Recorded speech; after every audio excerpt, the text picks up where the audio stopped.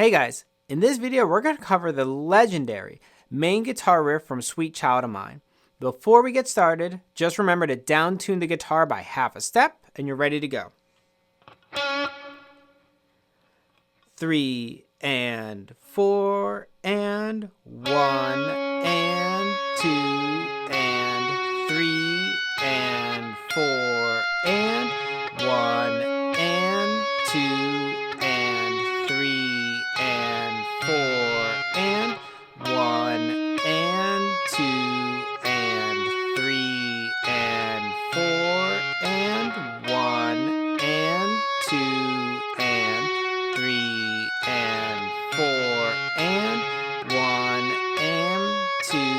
and 3 and 4 and 1 and 2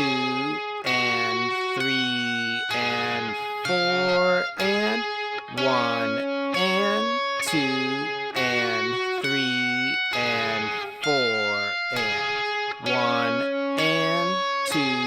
and 3 and 4 and 3 and 4 and 1 and 2 and 3 and 4 and 1 and 2 and 3 and 4